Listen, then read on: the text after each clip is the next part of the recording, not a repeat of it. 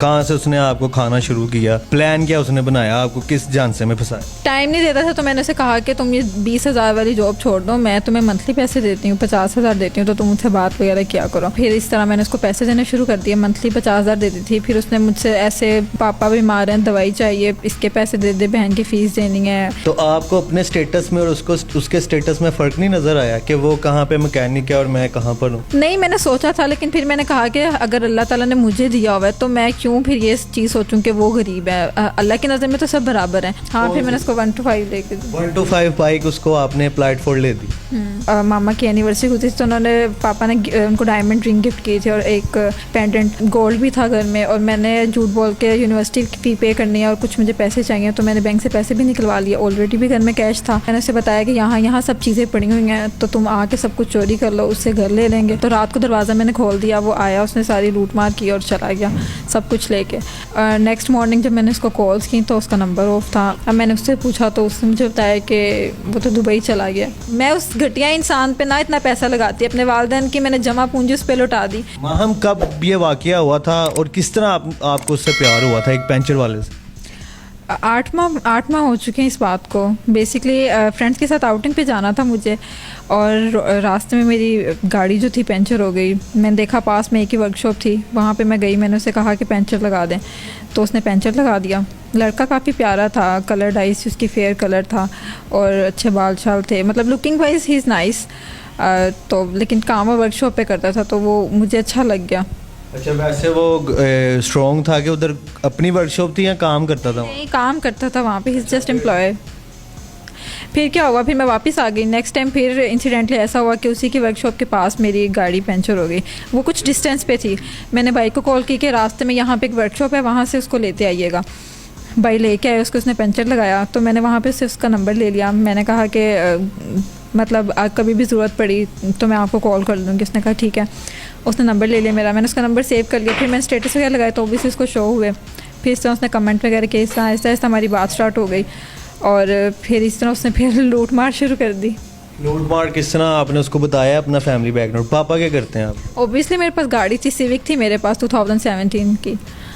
तो आपके फादर क्या करते हैं? मेरे फादर बिजनेसमैन है। बिजनेसमैन जी। उसको आपने तमाम अपना फैमिली बैकग्राउंड बताया कि हमारा ये इस तरह से हिसाब किताब है, सारा सिलसिला ये हमारा? गाड़ी पे मैं खुद थी, भाई मेरे आए स्पॉटेज पे, तो ओबियसली अंधे को भी पता चल जाएगा कि अमीर हैं। ऊपर से फादर मेरे बिजनेसमैन थे। जब मैंने स्टेटस वगैरह लगाती थी, कुछ घर में बनी होती थी कुछ इस तरह, तो पता चल गया उसे। फिर कहाँ से उसने आपको खाना शुरू किया, प्लान क्या उसने बनाया, आपको किस झांसे में फंसाया? टाइम नहीं देता था तो मैंने उसे कहा कि तुम ये 20,000 वाली जॉब छोड़ दो, मैं तुम्हें मंथली पैसे देती हूँ, 50,000 देती हूँ, तो तुम मुझसे बात वगैरह किया करो।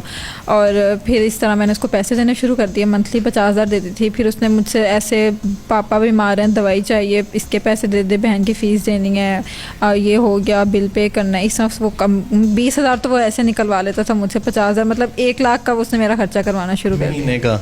तो आपको अपने स्टेटस में और उसके स्टेटस में फ़र्क नहीं नज़र आया कि वो कहाँ पे मैकेनिक है और मैं कहाँ पर हूँ? नहीं, मैंने सोचा था, लेकिन फिर मैंने कहा कि अगर अल्लाह ताला ने मुझे दिया हुआ है तो मैं क्यों फिर ये चीज़ सोचूं कि वो गरीब है। अल्लाह की नज़र में तो सब बराबर हैं। तो मैंने इस चीज़ को बॉदर नहीं किया कि मैं एक अमीर घर से हूँ, वो गरीब घर से। बेसिकली मैं उसकी चीज़ें वगैरह सारी पूरी कर रही थी।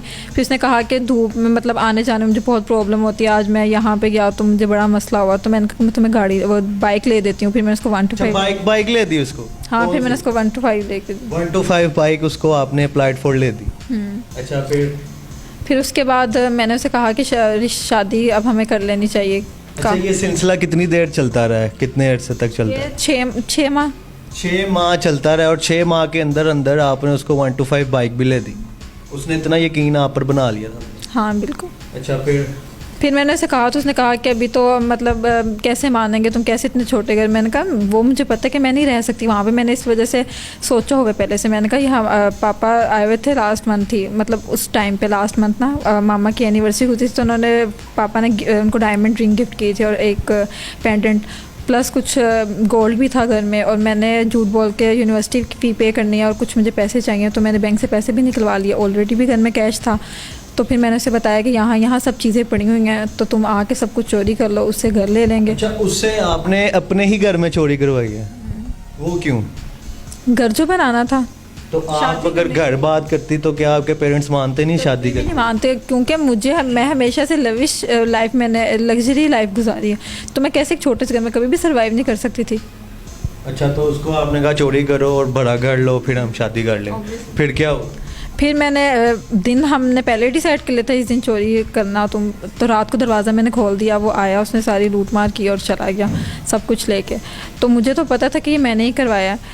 नेक्स्ट मॉर्निंग जब मैंने उसको कॉल्स की तो उसका नंबर ऑफ था। मैं इतनी परेशान हो गई कि पता नहीं कोई मसला ना हो गया हो उसके साथ, इतनी टेंशन ले रही आपके थी। ज़हन में ये बिल्कुल नहीं था कि वो पैसे लेके फरार हो गए? मैंने दूर दूर तक मैंने सोचा ही नहीं था कभी कैसा होगा।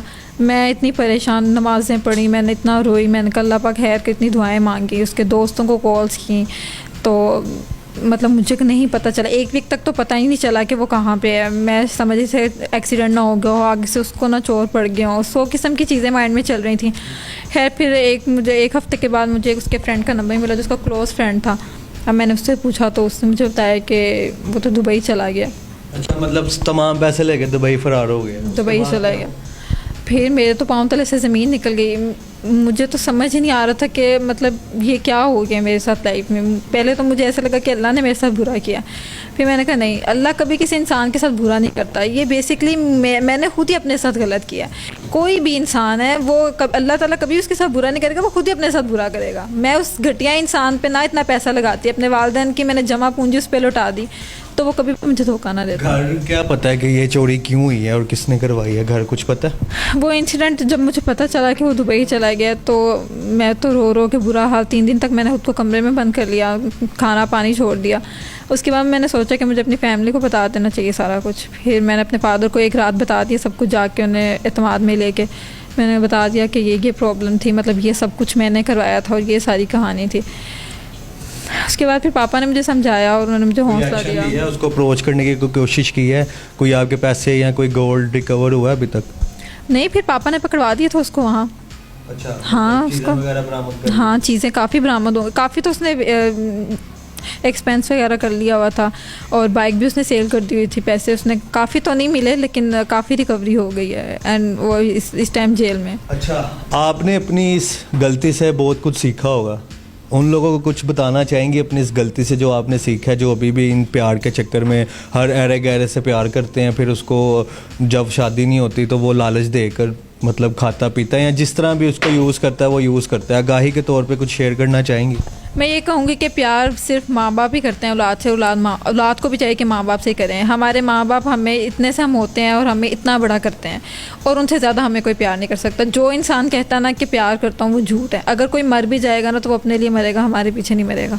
ये 2 दिन की मोहब्बत कुछ भी नहीं होती, सिर्फ़ और सिर्फ एक झांसा है जो आजकल के लोग फंसा रहे हैं। मैंने अपने माँ बाप की, मेरे वालिद ने इतनी मेहनत करके जो कुछ इकट्ठा किया, मैंने उस घटिया चीप इंसान पे सब कुछ लुटा दिया, लेकिन बदले में क्या मिला? ज़लालत मिली मैंने।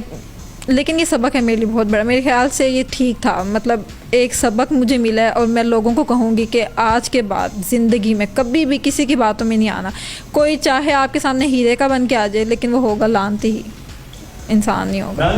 बहन की जो कहानी हमने आपके सामने पेश की है, ये हम तमाम लोगों के लिए आगाही है कि हमें इस तरह हर अरे गहरे से मोहब्बत नहीं करनी चाहिए और उस पर अपना हर चीज़ को लुटा नहीं देना चाहिए और बाद में पछताने से अच्छा है कि इंसान पहले पछता ले। उम्मीद करूँगा आज की वीडियो पसंद आई होगी। आगाही के लिए अपने दोस्तों और फैमिली के साथ शेयर करें। मुझे इजाज़त दें। अल्लाह हाफिज़।